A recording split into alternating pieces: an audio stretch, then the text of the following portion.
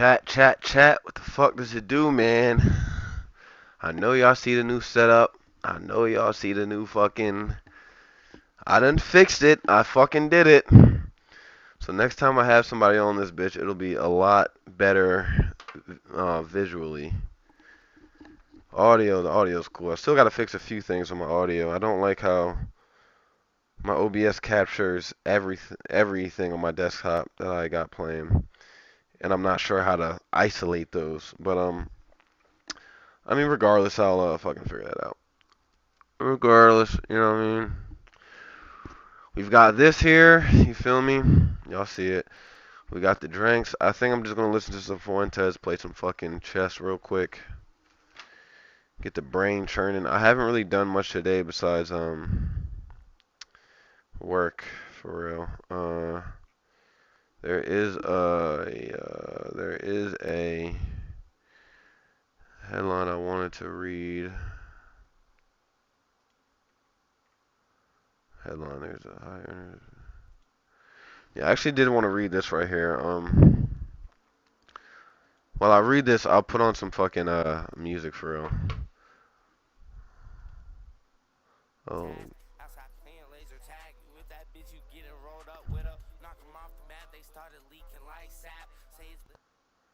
Okay, Gutta, that's my nigga, bro. I fucks with Gutta though. I don't know him personally, but I've spoken to him. And good dude, great dude. I'm not gonna lie. But let me turn this down. Let me read this shit real quick. High earners age 50 and older are about to lose a major 401k tax break. I mean, good. The option to make pre-tax catch-up retirement contributions is going away for those savers. All right, let's see. Starting next year, workers age 50 and older who earn over 145,000 must make their 401k catch-up contributions after tax. Must take their 401k catch-up contribution after tax. Oh, so I guess they were able to do it before tax before. That's actually interesting. This means that any high earners will pay taxes on catch-up contributions up front, potentially losing nearly $4,000 for deduction and for an $11,250 contribution. High earners without access to a Roth 401k option will be unable to make catch-up contributions at all. Okay, so one of the biggest retirement saving perks for workers age 50 and older is about to get new restrictions. Starting next year, the extra catch-up contributions that those workers used to stow money in their 401ks will have to go into their accounts after tax for high earners. So starting next year, the extra catch-up contributions that those workers will have to go in their accounts after tax for high earners. Let me see, what is this? Let me look up catch-up contributions real quick, just so I'm like 100% prefaced on exactly what's going on.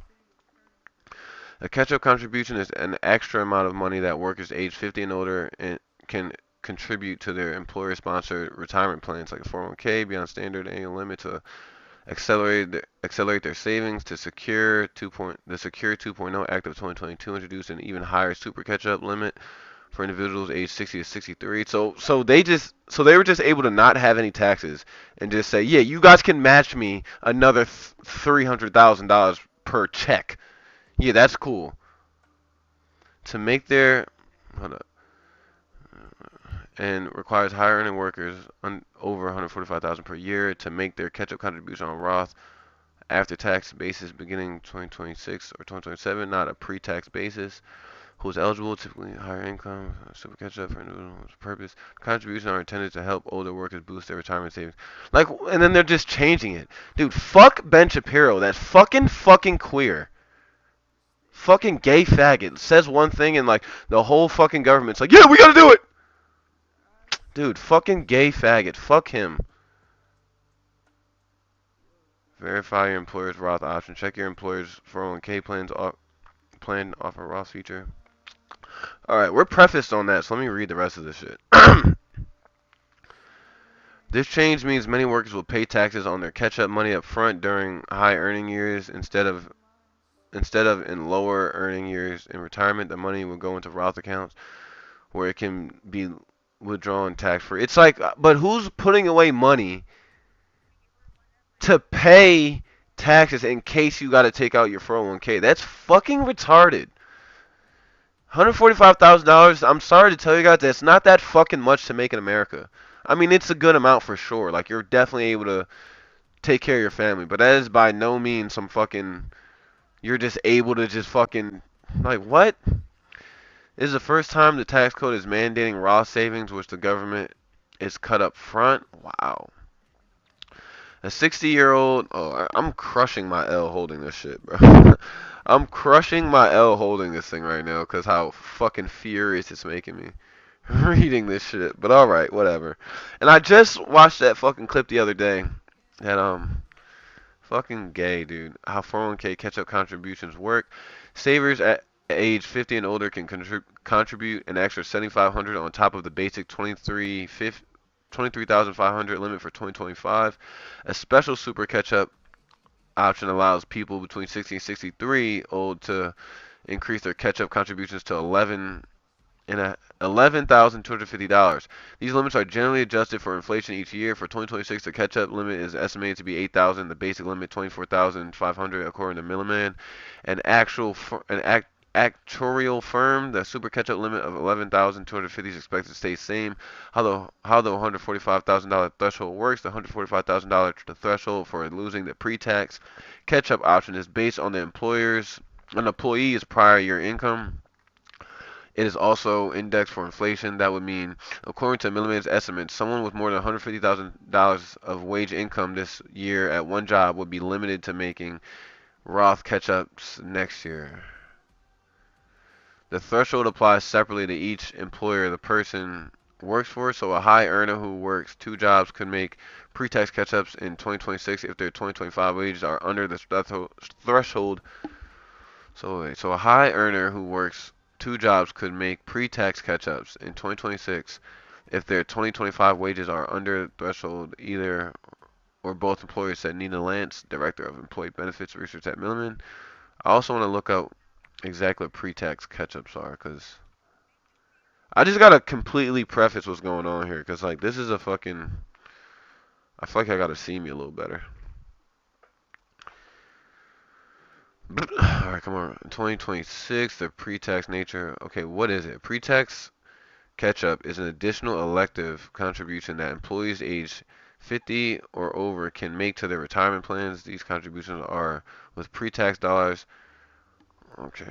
Okay, so, I mean, standard catch-up for most work. I mean, yeah, this is just to fuck the people my age when they get older, which is crazy, but alright. Since the wage limit looks back to previous year at the same employer, new employees could get a free pass from the mandatory Roth requirement in the first year or two, said Ian Berger in an individual retirement account analysis with Ed Slott and Co. in Rockville Center, New York. The Roth catch-up mandate also won't apply to high-earning self-employed people who don't have traditional wages from an employer. They will be able to continue making pre-tax 401k catch-ups. What? What if your 401k doesn't have a Roth option? Plans are required to offer a Roth 401k option, though employers have been scrambling to add it. Among Fidelity managed 401ks, 95% offer a Roth, up from 73% 2 years ago. Among Vanguard managed 401ks, 86% offer a Roth. If a 401k doesn't offer Roth contributions, high earners would be shut out from making catch-ups. When older, high-paid employees who get shut out start complaining, more plans will likely offer the feature. That's not going to be for another fucking 40 years. 35 years. What? Employees favor the upfront tax deduction that comes with the pre-tax 401k. So employees favor the upfront tax deduction that comes with the pre-tax 401k. 96% of participants in Vanguard managed plans are offered a Roth, but only 18% of them use it.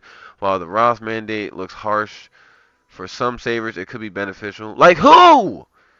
While they're paying tax on the money today to put in the Roth, they'll have a tax-free retirement income stream, says Joseph Perry, a certified public accountant with CBIZ Advisors in Melville, New York. The law could change. The law change could be an opportunity for savers to re-examine investments. He said people often spread their savings among pre-tax, Roth, and non-retirement brokerage accounts. With brokerage accounts, interest, income, dividends, and capital gains are taxable. Obviously, many high earners have too much in pre-tax accounts and are trying to save more money in Roth. Well, duh. Maybe it's not just the catch-up contributions that should go in the Roth, but maybe it's your whole 401k. Dude, what the fuck are they even doing, bro? They literally just sat here and said, what did fucking Ben Shapiro say? The retirement age is 65? That's insane. Well, instead of changing the retirement age, we're actually going to make it you're going to have to pay your taxes first when you want to put more money in your account. If you just so happen to get a job where you're going to make more than $145,000 a year, what the fuck is even that? What the fuck is even that? Someone say something and make sure I'm not interpreting this wrong, because this is fucked. This is fucked. When you turn 35, like what? You turn 35, you finally get a good job, you're finally making 150 a year, and you're like, all right, bang. I want to make sure by the time I'm fucking retired at 65, that I'm going to be cool. I want to make sure that I'm cool. So what I'm going to do, I'm going to make sure that I take advantage of this opportunity to put more in my savings, but I got to pay taxes first?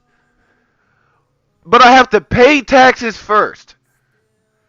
So are you guys going to pay me back if when I decide to take that out, and like the taxes are changed, then am I going to get the money back, or am I just fucked? That's crazy. That's crazy. Maybe I'm interpreting this wrong. That's crazy. And of course, this is what, September 24th? When did Ben Shapiro fucking say that fucking retirement should be increased? Like, that fucking prick. Fuck him, dude. I'll pull it up for you guys so you can fucking see. I'll put it up on X, better yet. I'll put up on X, better yet. Better yet. Better fucking yet.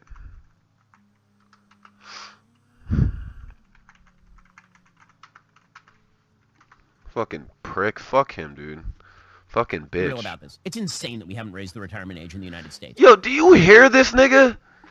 Like, look at his face. Like, look at his face and try to tell me. Anybody trying to tell you that they trying to change, like, direct benefits and just prolong them, that looks like this, thick-ass eyebrows, musty-ass 5 a.m. shadow, crusty-ass bottom lip, no fucking top lip, pointy-ass ears, and a motherfucking cap that can't come off if I yanked it with all my force. Fuck you, you Jew. Piece of shit. And let's be real about this. It's insane that we haven't raised the retirement age in the United States. It's totally crazy. Fuck out of here. If that were the case, Joe Biden should not be running for president. Hey, Joe Biden is 81 years old. The retirement age in the United States at which you start to receive social... Bro, the niggas that's getting the Social Security are the reason Biden is fucking in presidency, because all they do is fucking vote. And they vote one way or another. They show up to the primaries, and okay, cool. They're like, okay. They're like, I know I can vote for other people, but I'm actually just going to vote Democrat or Republican. Then the general election comes around, and we're already fucked. We're already fucked at that point. Security, and you are eligible for Medicare, is 65. Joe Biden has technically been eligible for Social Security and Medicare for 16 years, and he wants to continue in office until he is 86, which is 19 years, past when he would be eligible for retirement. No one in the United States should be retiring at 65 years old. Frankly, I think retirement itself is a stupid idea unless you have some sort of health problem. Everybody that I know who is... Like, how does he not get public scrutiny for these kind of comments? Retirement is a stupid idea? Motherfucker, we pay taxes! America was founded off the fact that we didn't want to pay taxes to fucking Britain. And we implement our own taxes to protect fucking niggas like me. And you're trying to tell me that it's a dumb idea? Like, no one's going to sit here and, like, say, Ben, what are you saying? A dumb idea? I'm sorry. My dad works at a construction company. I'm sorry. My mother's a fucking cashier at fucking Like, what the fuck? Does he have any of those people within 100 fucking miles of this guy? Fucking queer, bro. Fucking piece of shit. Fuck him. Dead within 5 years. And if you talk to people who are elderly and they lose their purpose in life by losing their job and they stop working, things go to hell in a handbasket real quick. But put all of that aside, just on a fiscal level, Hold on, what's he saying? things go to hell in a elderly who has retired, is dead within 5 years. And if you talk to people who are elderly and they lose their purpose in life by losing their job and they stop working, Dog, I can ask every nigga not even nigga, I can ask everybody at my job in my facility, like that's 45 and older. I can literally sit here and say, yo, what's your purpose in life if you found one? And if you stop working at Target, is that gonna fucking even remotely fucking affect you? Is that gonna remotely affect your morale, your mentality? I mean, maybe if you don't get any pension or retirement, yeah, maybe then, if you're flat fucking broke afterwards. Well, dude, this guy's a fucking prick. things go to hell in a handbasket real quick. But put all of that aside, just on a fiscal level and on a logical level. When Franklin Delano Roosevelt established 65 as the retirement age, the average life expectancy in the United States was 63 years old. Figures you don't like Today, Franklin the D. average life Roosevelt, expectancy in the you United dick. States is close to 80. It's totally insane that you believe that you should be able to work from the time that you are essentially 20 to the time that you are 65, which is a 45-year period. Is it totally insane, though? And then you will receive Social Security benefits sufficient to support you and your family, you and your wife or whatever, for like another 20 years. So, Ben, if you feel as though retirement's so fucking stupid and it should be raised, what is the age you're proposing here? What is the age you're proposing here, Benjamin? That's crazy talk. That is not fiscally sustainable. The notion that if you have to raise the retirement age to 67 or 68, that everyone is going to fall apart. My parents are that age. My parents are not retired. And they shouldn't retire. It would be very bad for them to retire. By the way, it's disrespectful to people who are 67, 68, 69 years old to suggest that they are in the same shape as people who are 65. Just get a load of this 1940. fucking joker, bro. It's not true at all. Have you met a 65-year-old lately? I mean, personally, no, I haven't. Because I live in a black community where not a lot of us make it to 65. But continue. 65-year-olds are not old in the United States. They're not. 68-year-olds are not old in the United States. Oh, yeah? Let's check the health conditions of people 65 and older in prison. Let's see how they're holding up. Because they're still in America, dumb fuck. Let's see how 65-year-olds and older are holding up in prison. Let's see what their health looks like. And I understand a lot of people are going to go like, bro, who gives a fuck? They're in jail. Blah, blah. Well, there's a lot of people who are in jail that shouldn't be in jail. And I'll just leave it at fucking that. But regardless, we're human. We understand we're not God. We don't kill people unless they're pedophiles with real fucking, proof, But other than that, bro, we're not fucking God. We're not killing these people. So why give them that? Like, let's check the health of them niggas, bro. Again, Joe Biden thinks he's not old, and that dude is running for president again, and that dude actually is old, and he's 81. And who cares what Joe Biden thinks? He's fucking retarded I fail to see how and a country racist. in which our entire leadership class is 80 plus is telling you that we should have a retirement age of 65. It makes no sense at all. Yeah, guy's a fucking retard. I mean, I don't know what else to say about him. I mean, y'all see it there.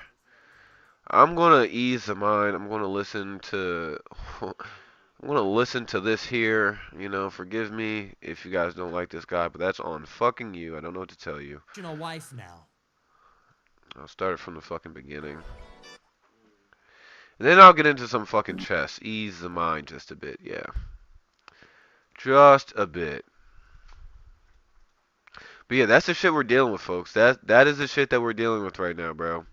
And this election coming up, it is Democrats versus Republicans in your state. So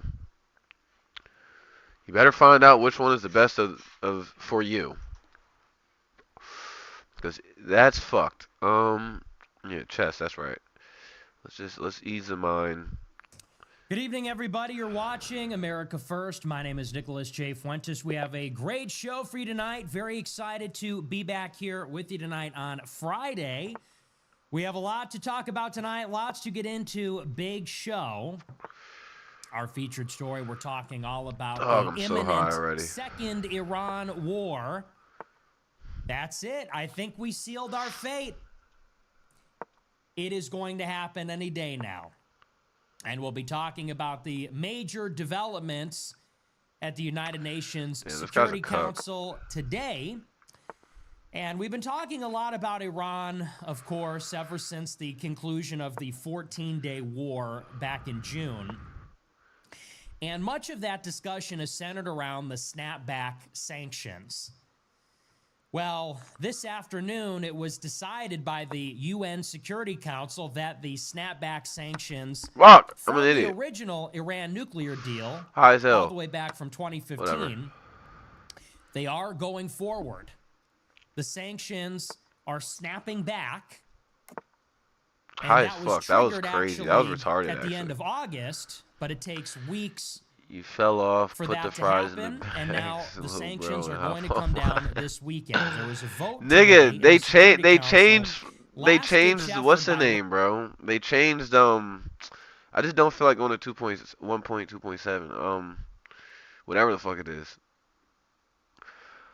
Bro, I still get bread. Like, you know what I'm saying? I'm still cool. I still work every day. I'm just more aware of what's going on. I'm just like, this shit is fucked. But I'm not getting on Mindplex for a little while, buddy. You niggas you guys have a fucking government of your own on Mindplex. Fuck that. Fuck. Tell Mindplex fucking open the damn beta, those fucking Jews. What? Russia and China to try to Why prevent the that shit's sanctions still from not coming, open?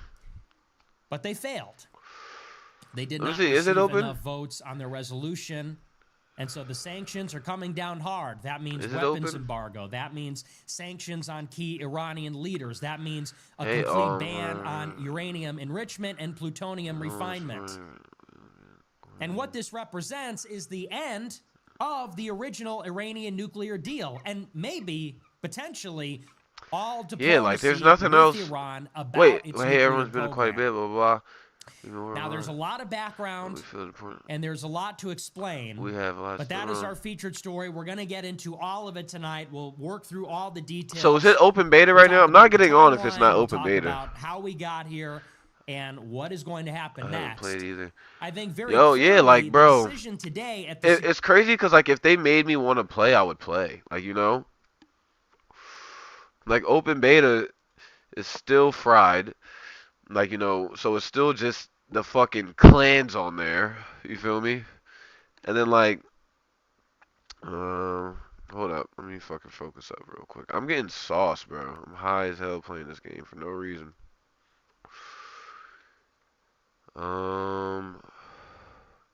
Damn, I'm about to resign, yo. Fuck this. I'm in such a bad spot. I'm in such a bad spot. Uh, hmm. Alright, fuck it. I'm gonna just rock out. I'm gonna just rock out. Cause I'm assuming he's ready to lose that rook for real. But nah, Mindplex is fucking cooked, bro. It's not open beta yet. That's chalked, bro. No bridges, chalked. Sorry. Like, I tried. Like, I played that shit forever, bro.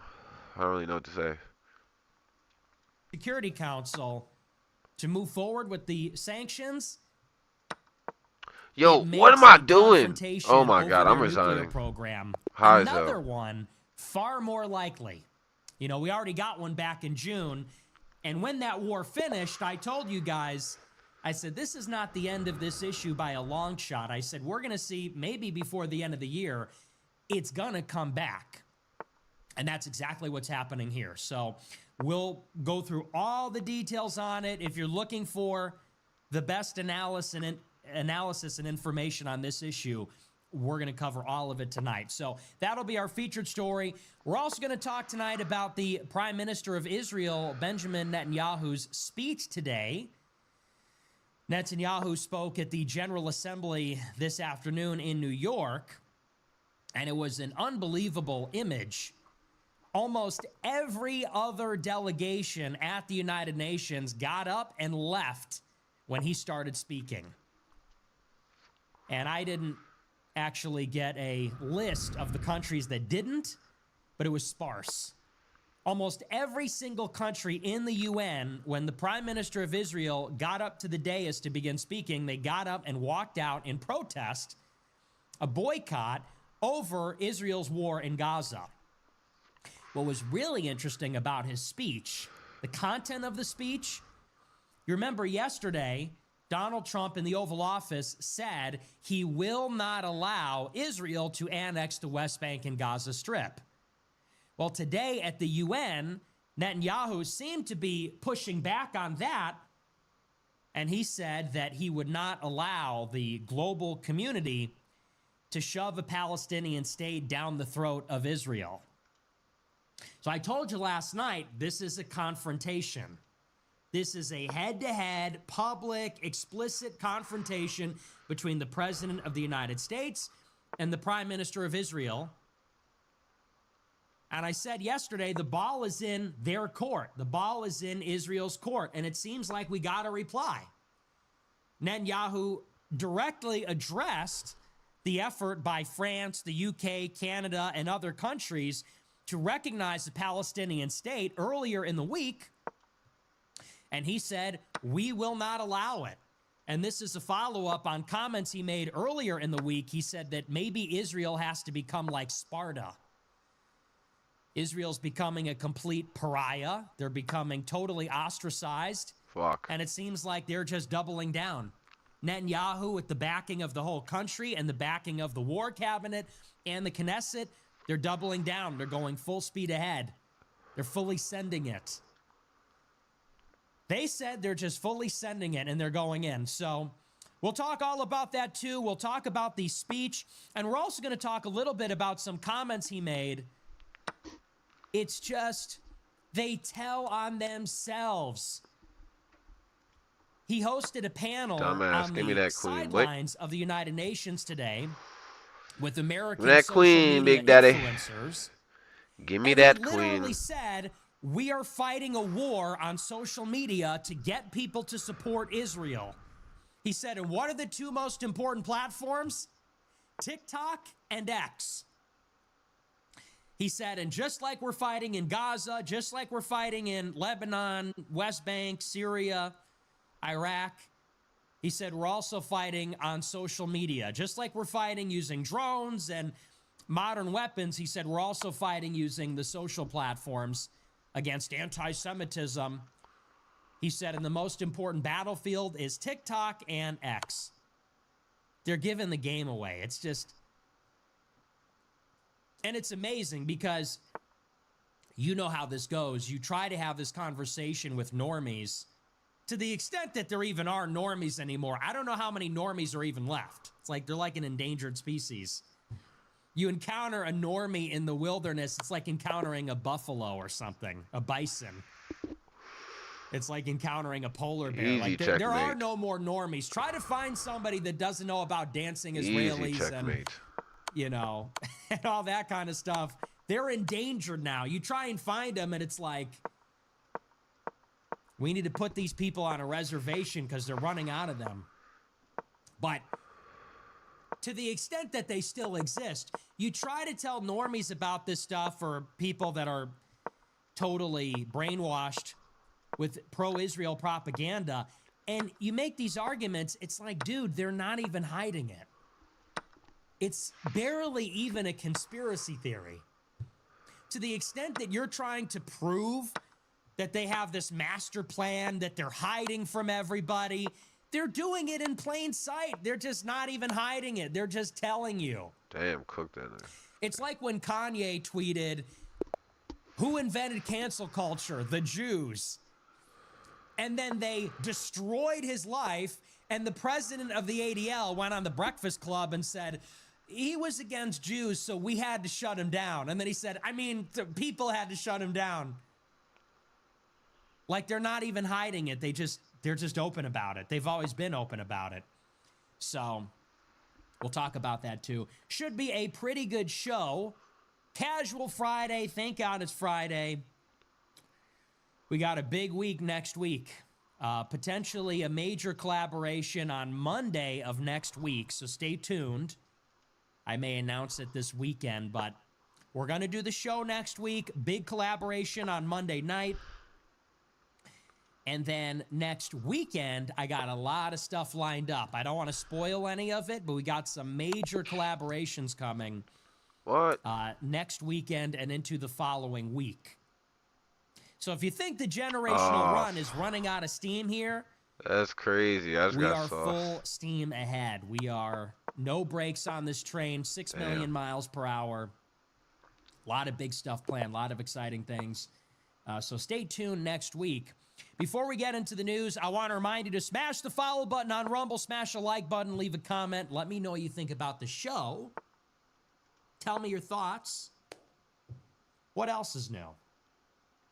Not much. I've been chilling. I will say, guys, people did not like what I've been saying about Erica Kirk. Last night during the Super Chats, was it during the Super Chats? I think it was. Somebody asked me about Charlie Kirk's widow, and I was really blunt and straight up with you about it. I get a weird feeling. I got a really bad feeling from her. It's just a vibe. But I don't like what I've been seeing from the organization ever since Charlie was murdered. And last night, somebody asked me about Erica, the widow, in the Super Chats, and last night I said, I'm getting this vibe from her that she's very fake. The 2 speeches she's given, the public appearances, I said, I really don't like how the whole organization, has been handling his death. It's gratuitous. And don't get me wrong, if they want to say that they're carrying on his legacy or they're doing things the way he would want them to be done or they're continuing to fight the good fight, I get all that. But it's a little gratuitous. Am I the only one that feels that way? It's just like excessive. They are beating that dead horse. They are milking this for everything it's worth. It started right out of the gate, and they have just been pushing it every single day. Within 3 days after he died, she's given a speech. She's the CEO. They're sending fundraising texts about it right out of the gate. Then they do this memorial, and once again, I get it. If that's the turning point way, by all means, and they want to honor his life, by all means. But they're doing the Super Bowl commentators with the headsets on, doing a media table. They're selling merch, registering voters. They got pyrotechnics. Is this WrestleMania or is this a funeral? Like, what are we doing here? And then, the day after the funeral, I'm getting 500 texts and emails. Erica Kirk here. I miss him. Every time I blink, every beat of my heart. Make sure to donate $5, $15, $25. It's like, okay. Then they're doing a show. Did you see the show today? And so prescient. I said it last night. I said, I'm getting like a fake vibe. Something's off there. And people say, well, everybody grieves differently. Yeah, I don't know how much mileage we can get out of that one anymore. Something's not right there. Very bizarre, weird vibe there. And did you see the show? Erica hosted the Charlie Kirk show this afternoon, and she's like, she looks like she's over the moon. She's happy as a clam. And again, who am I to judge? Everybody grieves differently. She's a very devout Christian. Some people say maybe that's just strength, that's resolve. I don't know. It's one thing if your husband dies, period. It's another thing if your husband dies at age 31, unexpectedly. It's another thing if your 31-year-old husband unexpectedly dies because he gets publicly executed with blood gushing out in front of thousands of people screaming and running away. That's like something that's altogether different. And I think they were pushing it when she filmed his dead body. I think they were pushing it when she took control of the organization 72 hours later. I think they were pushing it with the fireworks and the WWE Batista entrance when she gave the eulogy at his funeral. And then now she's hosting the show and she's saying, we have so much business.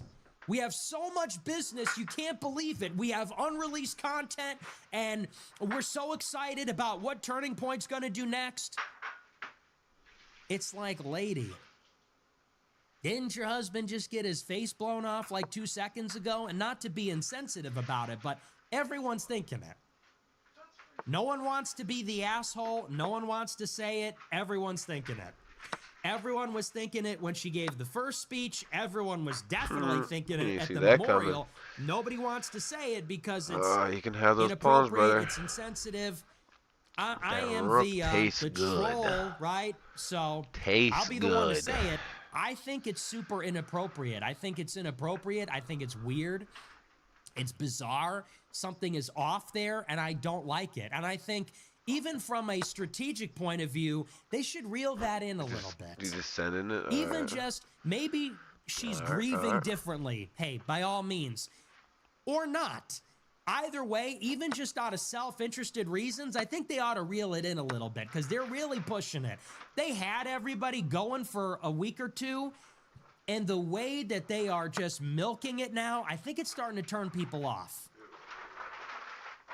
And I'm be honest, when Charlie Kirk was alive, he was a, let's say, partisan for the GOP. Fundraising machine, activist machine, friendly to all the donors, a coalition builder. Is that what we're calling it now? Like, that's what he was. Very good. He didn't deserve to die.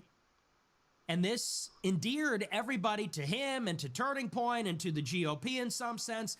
But the way that they're cynically milking it now, how gratuitous and shameless it is. Once again, you want to do something, that's fine, but they are really just, it's shameless at this point. It is gratuitous, it is excessive. For their own sake, they better reel that in. And I'll be the first one to say, and I'm gonna ask a basic question, another question everybody else is asking. This is a 30-something-year-old woman. What happened to being a traditional wife now? Now we got a girl boss running Turning Point. Am I the only one that sees the contradiction here? It's what Charlie would have wanted. Now a 30-some-year-old woman is going to be running the organization. That's not very biblical. That's not very traditional. And I think it's very cynical the way that she's being pushed into the center. And I said it last night. The reason they're doing that is because it's like atrocity propaganda. Who can ever criticize a grieving widow? She's a victim, you know? She's a victim of a horrible tragedy, and so that makes her beyond criticism, so they're pushing her in the middle of this, and I see people saying she should run for president now. And I think that's very sneaky. I think that's very sneaky. And I think it's kind of evil, actually, the way that they seem to be leveraging the tragedy to create this political breakout moment. That's what that feels like to me. This feels like it was either scripted, it's in the script, or they're taking advantage of the situation and they're making like a calculated political breakout moment for her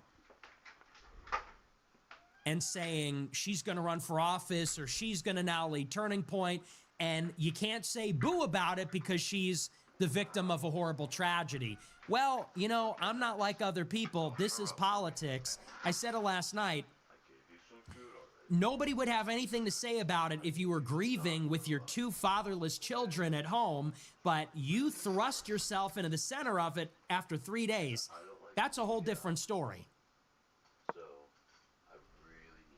And I don't like sneaky shit like that. I don't like when people take advantage of emotions. I don't like when political people take advantage of sentiment. I think it's very cynical. I think it's very calculated. I think it's devious. And I think they know what they're doing there. And they know you can't touch that because it's atrocity. Whenever there's an atrocity, we have to turn our brains off and pretend we're not thinking what we're thinking, and I don't like that. I think that's sneaky. So, again, she wanted to go and be with her family that must be shaken and destroyed with the loss of its patriarch. That would be one thing. Why don't you take care of your kids? I know it's not my position to say that, but why don't you go and be with your kids now? Your kids don't have a father. The family's reeling. She wanted to give a speech, then the memorial. Now she's hosting the show. She's going on different. She's going on Alex Clark, talking about unreleased content. The show goes on. Didn't Charlie have 1 million lieutenants that can do this? Aren't there 1 million people that could line up to succeed him? Look at that Brylan Hollyhand. The way that guy is salivating at the opportunity, it's just gross. You see this guy? And there's 100 of them. There's 100, wannabe college Republican presidents. It is their dream to be the next Charlie Kirk. They are lining up to pick up the bloodstained microphone and take his place. Aren't there 2,000 people that could do that? Take care of your kids. Now we're going to get a girl boss, an untouchable girl boss that nobody can say anything about. I'll be the asshole and say it. Everyone's thinking that on some level. And the only people, and I'm going to say this is the last thing, and then we'll move on and get into the news. The only people that don't like to hear this, hate to say it this way, but it's suckers. It's women who are very emotional, women who are very empathetic and compassionate, and God bless women for that. I know a lot of women saw that speech and they were crying and they were emotional, and so women are buying this, and a lot of sucker men. I saw a lot of people, that's really insensitive. How could you say that? Hey man, grow up. This is politics. And it's really interesting how many red-pilled people, this is what they do. This is what political creatures do. They exploit endlessly emotions, fear, anger, sadness, piety. They exploit every sentiment that you feel based on the sensational images that we are shown, our visceral reaction to them. The politicians are masterful at exploiting that for their own end. And that is what we're witnessing. Just like when you see a school shooting, just like when you see a terrorist attack, just like when you see a high-profile crime, George Floyd, this is no different. In a certain sense, this is no different. And all those range of emotions that you felt, anger, fear, sadness, retribution, forgiveness, longing for communion, they're exploiting that too. They're exploiting that with the big speech. Perfect makeup, costume. I forgive him. Oh. She should be president now. I'm not that really pisses me off. You want to be the widow, then be the widow. You want to play girl boss? Whole different story. I don't like when people mix those things. I don't like when people mix these things. It's like, who is that kid at Parkland or whatever? David Hogg. His school got shot up. Now he's going to be a Democrat politician. I'm sorry. Seriously? I don't like that. I don't like it at all. And I think it's cynical, and I think people are afraid to say it because of the, all the sentiment on the timeline. But I don't like it one bit. And yeah, I'm willing to be the asshole. I know people won't like it, but I think you're a sucker if you're buying into this right now. It's the most cynical, exploitative political move I've ever seen. And you know what? When they say it's what he would have wanted, they're damn right about that, because that's who these people are. Turning Point, that's what they are. How do you think you build an organization that makes $140 million a year? That's what they do. They're experts in making money, collecting checks, collecting cash, telling people what they want to hear. That's what Turning Point was, a very corrupt organization 2 weeks ago, and it still is. Turning Point was taking money from Zionist donors, Wall Street donors, Silicon Valley donors, Meta, all this kind of stuff. They are taking checks, taking cash like nobody's business. Bernard Marcus, Foster Freeze, you name it. And after this guy went down, it's almost like, they saw dollar signs from that. And that's pretty gross. I say that as somebody that, obviously I didn't really like the whole operation. And the operation's going to do what it does best. The way these people are exploiting this, it's just sort of sick. But anyway, that's that. I don't want to spend too much time talking about that. But I saw a lot of strong feelings. People saw my comments on that. They said, how could he say that? That's so insensitive. I'm not going to be bullied. You are not going to fucking cry bully me into not expressing how I feel. And anybody that tries to tell you that, you shut them right down. How absolutely dare you? How absolutely dare you? Womp womp. I don't want to, you know what? It's a horrible tragedy. It happened. It's sad. It's a shame. Now you want to be girl boss politician and you think you're above reproach? I don't think so.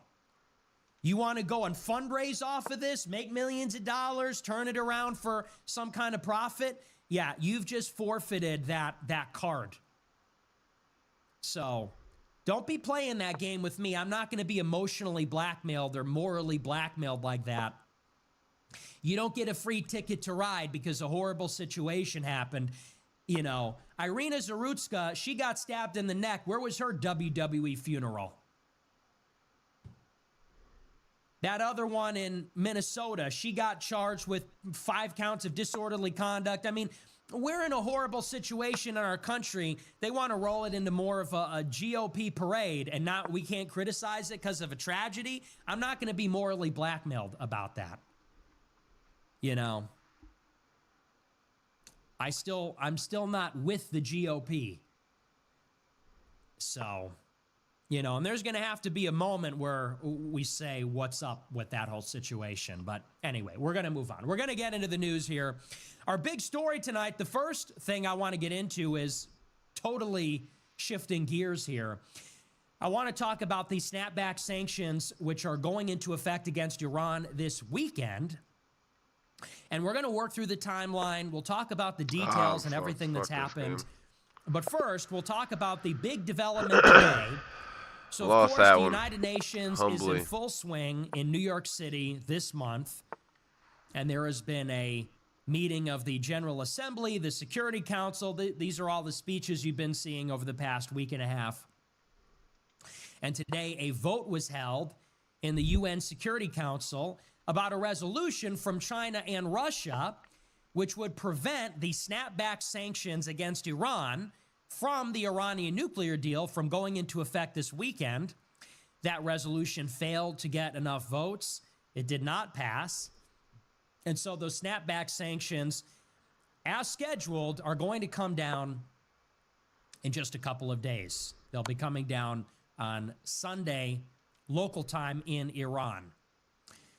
Now, I want to back it up, though, and talk about how we got here, and we'll talk about where all of this is going. The most important thing to understand about this timeline is understanding the 14-day war back in June, which, of course, everybody remembers. In the middle of June, just a few months ago, Israel launched a preemptive attack. That is how they characterized it, against Iran.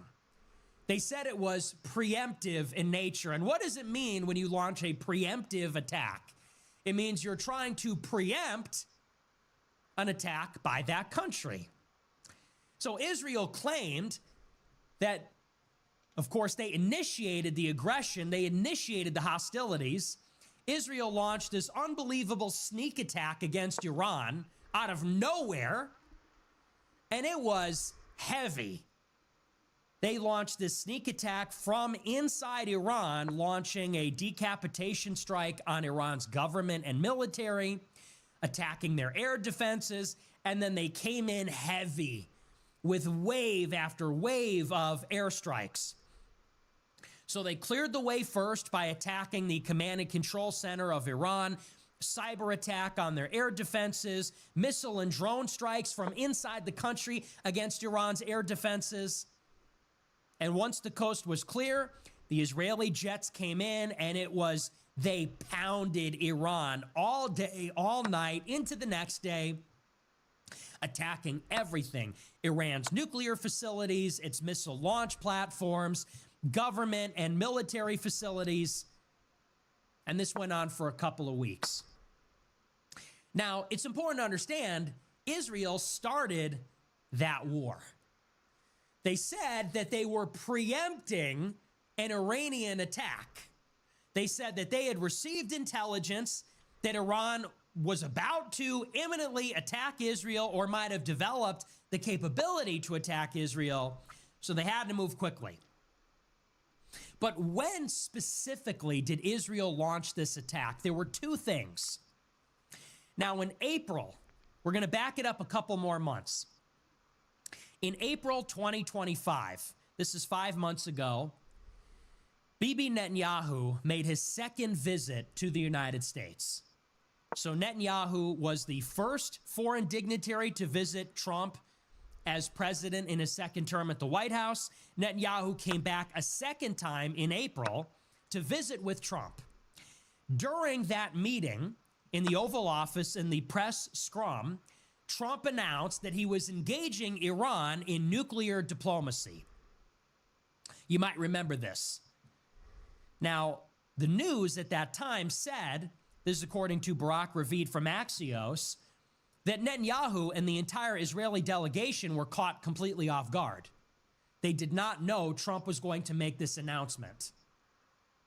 So Trump announces this. He told Netanyahu about an hour before the publicized meeting. They sit down in the Oval Office, and then in front of the press and the whole world, Trump says, I am going to meet with the Iranians. We're going to give them 60 days. And if we don't reach a deal on Iran's nuclear program in 60 days, then there's going to be fire and fury, you know, the usual thing. He gave them the deadline. Netanyahu was not happy. And almost immediately he went to work trying to sabotage diplomacy. The United States and Iran met a total of 5 times during the 60-day period. And they didn't make much progress.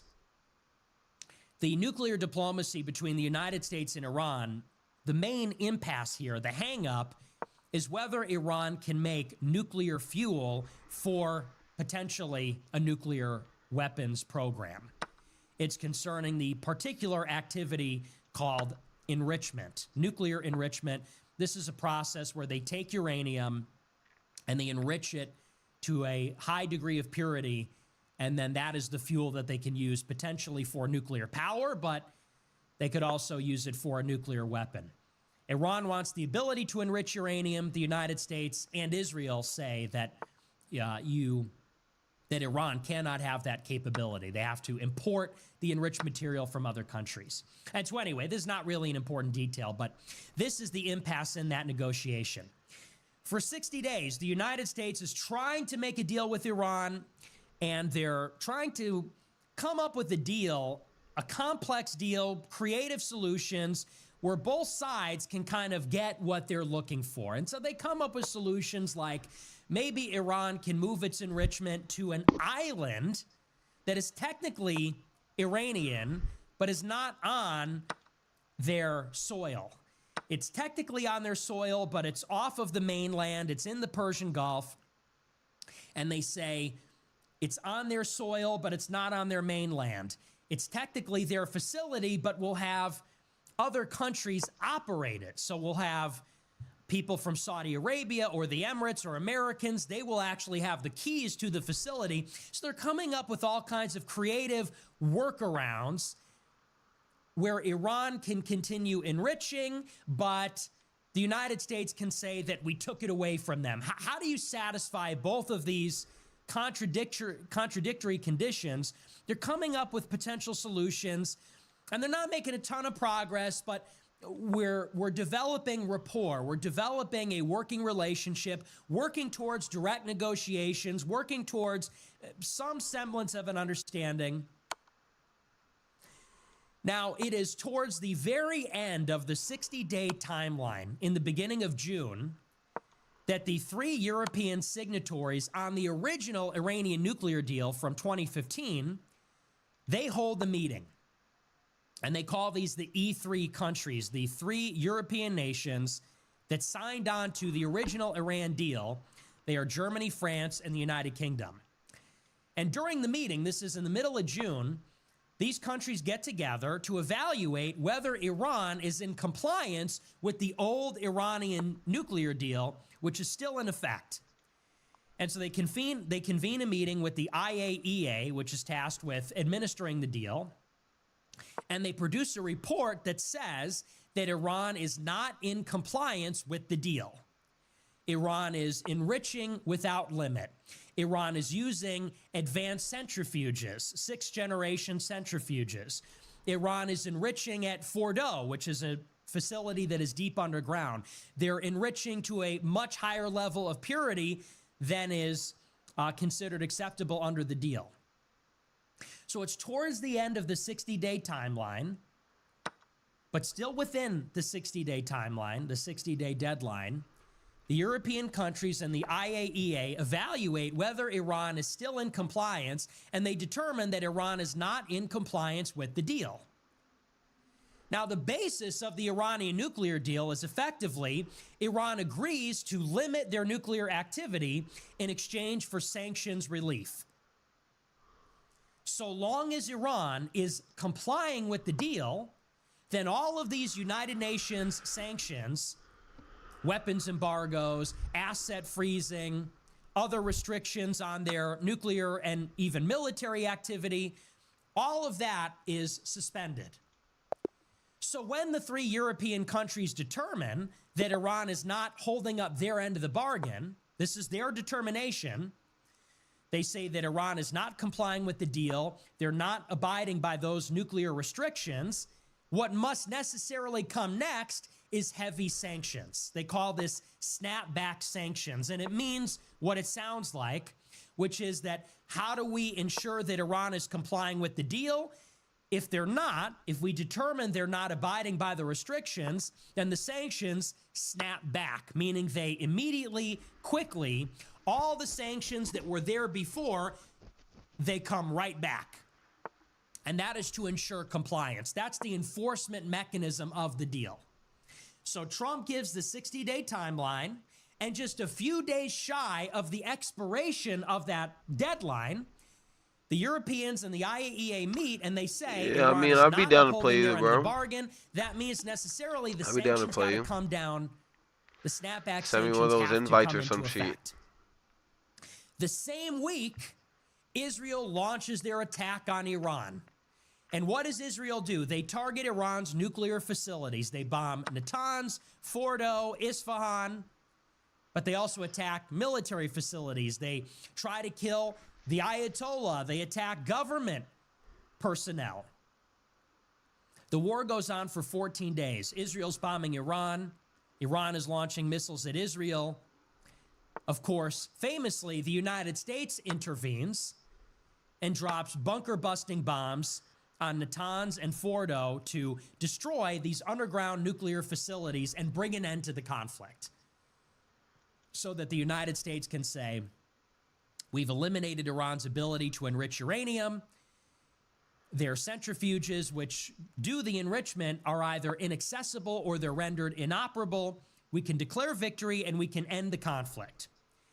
So the United States bombs Iran, and within 2 days, there's a ceasefire.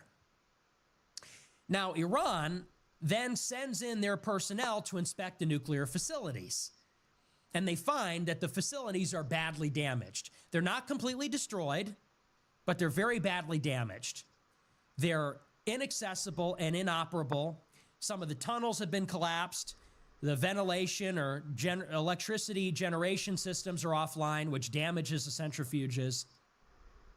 After the war, Iran expels all of the IAEA inspectors, obviously. Israel and America bomb Iran's nuclear facilities, and the international inspectors, which basically work with the United States and Israel, they want to come in and take a look at the damage. And Iran says, I don't think so. We're in a state, you did a sneak attack against us. The United States did a sneak attack against us. You say we're not in compliance with the deal, so you can get out of our country. They expel the IAEA inspectors. They turn off the cameras. which the IAEA used to monitor the facilities. And Iran says, we're done. This is in July. The Europeans get together and say, well, now we have a big problem. First of all, we never resolved the problem, which is that you're not in compliance with the deal. Now you're really not in compliance. They made this determination before the war. After the war, Iran doubles down. They kick out the inspectors, turn off the cameras. So the Europeans say, we want to try to restart negotiations, but in order to do that, you got to turn the cameras back on. You need to bring the inspectors back.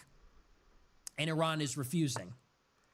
So the Europeans say, this is their leverage in July and August, they say if you bring inspectors back to look at the damaged nuclear facilities and survey how and to what extent they've been damaged, they say if you tell us the location of your enriched uranium, the actual stockpile of material, they say then we might not enforce the snapback sanctions.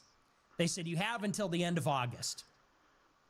And Iran comes out and says, well, we're not going to do that. We're not going to let your inspectors back in. They're spying on us, and we can't trust you anyway. You lied to us. You attack our country. Why would we let international personnel back inside? So at the end of August, the Europeans, they follow through on the threat, and they trigger the snapback sanctions. The sanctions take a month to go into effect. Now, here's the part that gets interesting. So the sanctions are triggered at the end of August. And again, it takes a full month for those to actually go into effect. So although there's a vote to trigger them in the final week of August, it's not until the end of September that they actually go into effect. So there's still time to negotiate. This is where it gets interesting. The Iranian government actually comes to an agreement with the IAEA last week.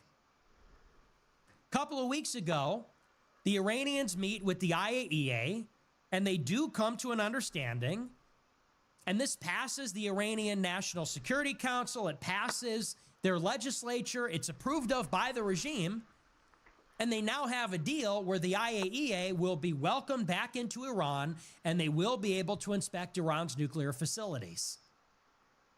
Now, you would think Iran has agreed to the terms set out by the Europeans. So what should the Europeans do? The Europeans should stop the snapback sanctions from being enforced. Iran is going to let the inspectors come back in. So what would be the use of the sanctions? Hurry up, doggy, it's over. Last week and the week before. Well, the Europeans decide we're going to put the snapback sanctions on anyway. Even though the Iranians came to the table and made a deal, the deal that the Europeans were asking for, the Europeans decide they're going to go forward with the sanctions anyway.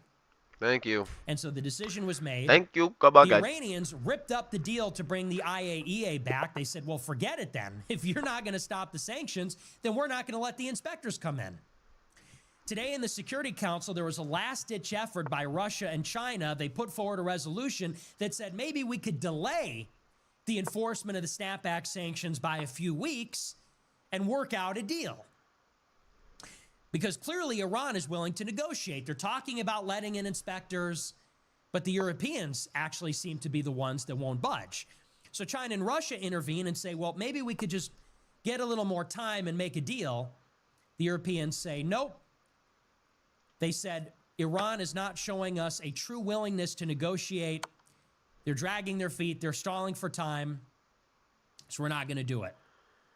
So by the end of this weekend, the sanctions are going to come into effect.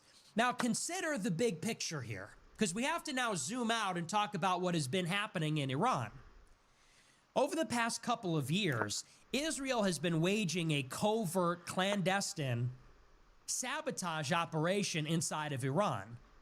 It's like an internet meme inside of Iran that every day, every week, there seem to be explosions, fires breaking out at ports, oil refineries, drone and missile factories, major infrastructure like their electrical grid.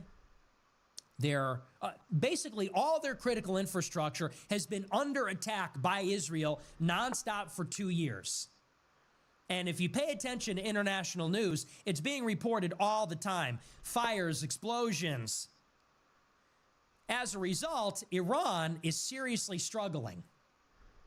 There are rolling brownouts. Their electricity is scheduled to go off basically for most of the day. They have no fuel. Fuel, and by that I mean gasoline, is scarce. They're also running out of water. There's an historic drought in Iran, and so people can't get access to running water most hours of the day. So the people are literally dying from heat stroke, from dehydration. They're not able to get any of the essential commodities that a country needs to function. So, of course, what is happening? There are massive protests in Iran. It is destabilizing their society. While Israel is bombing them, while America is bombing them, while Israel is sneaking inside their country with their intelligence service and attacking their critical infrastructure, their economy is not growing, their currency is weak, they lack basic resources. Now they have massive civil unrest. What is Israel's endgame here? Of course, Israel's endgame in this entire thing, and by that I mean their strategy going back 20 years and even further than that, their strategic objective is to overthrow the government of Iran. And you might have heard of this. This is a policy called regime change. We've done it against Saddam Hussein, against Muammar Gaddafi, against Bashar al-Assad, against Hosni Mubarak. But what is unique about Iran is that this is a country of 90 million people. It's a huge country with a huge military, major middle class, oil wealth. Unlike every other one of those countries, Iran is bigger than all of them, more powerful than all of them, richer than all of them. So in order to topple the government, this is a very difficult task. It's not so easy. That's why this has been like a multi-decade, multi-year, constant, sustained attack on the legitimacy of Iran's government, on the strength of its economy, on its oil and the countries that purchase its oil. Back, baby, give me that. On its proxies, on its military officials, on its domestic security forces. This is what they're trying to bring about. Now, what Iran said is that if the snapback sanctions come down on Iran, this is like an existential threat to their country. Their country is already weak. Their people are literally thirsty, like they don't have water. And now there's going to be more sanctions. How could it get any worse? So Iran says, well, look, if you put snapback sanctions back on our country, Iran says we are going to perceive that as an attack on Iran. That's an existential threat. The way that Iran said it will retaliate is that they will withdraw from the Non-Proliferation Treaty. The Non-Proliferation Treaty is signed by almost every country in the world, and it says basically that no country can have nuclear weapons. They're signing on against the proliferation of weapons of mass destruction, which means the acquisition of those weapons by every country in the world. So if Iran withdraws from that treaty, what they're effectively saying is we have a right to build a nuclear bomb. If you withdraw from the treaty that says nobody has a right to make a nuclear bomb, they're effectively gesturing to the world and saying, we do have a right to build a nuclear bomb, and we have a right to do that to defend ourselves, to deter an attack from other countries. And it effectively implies that they either have a nuclear device or they're working towards one, or they'll begin working towards one. And this follows up from the utter and complete collapse of diplomacy. And you can see how this works over a period of 10 years. Iran makes a deal with the United States in 2015. By 2018, literally 3 years later, President Trump pulls us out of the deal and collapses the whole thing. Iran is no longer getting sanctions relief, and Trump is putting pressure on the Europeans, so they're not getting sanctions relief from Washington or from Europe. Iran is still keeping up with the deal. What happens next is that Israel starts blowing up all their factories, blowing up all their infrastructure, killing their scientists. A couple years later, Iran is trying to put together a deal with the Biden administration, trying to put together a deal with the Trump administration. But what does Israel do? They're attacking their diplomatic building in Syria. They're assassinating politicians in Tehran. And then an outright act of war, they just start attacking Iran and blowing up their facilities, claiming to preempt something that isn't even real. Iran tries, even after that, to come back to the table. Even after Israel and the United States sneak attack Iran this summer, Iran is still willing to come back to the table. They're still willing to re-engage with the IAEA. Nevertheless, the Europeans are not having it. There's even more sanctions on Iran. So what at this point is Iran expected to do? It seems like they can't win. They're trying to negotiate with the United States, but Israel is vetoing that. They're trying even then to negotiate with the Europeans, but the Europeans are not accepting any kind of compromise on inspections or anything like that. So at this point, you could reasonably say that the West is in an all-out war against Iran. And they're in an all-out war against Iran because Israel is at war with Iran, and the West is supporting this war. They're complicit in it. They're supporting Israel. They're unable to restrain Israel. And on top of it, they're applying economic pressure on Iran. So what is going to happen after the snapback sanctions go into effect? Well, it's very obvious. What is obvious is that if the snapback sanctions go on against Iran, there's no scenario where the Ayatollah is going to say, all right, you got us. We're going to give up our nuclear ambitions now. If they weren't going to give it up 10 years ago, if they weren't going to give it up 7 months ago, why are they going to give it up now? They are embattled. They are surrounded. And the United States, Israel, and now the Europeans have proven that you cannot negotiate with the West. You can't trust the West. The West is not even capable of restraining Israel. And the West is asking for too much. So the Ayatollah today said all diplomacy with the United States and the West is off.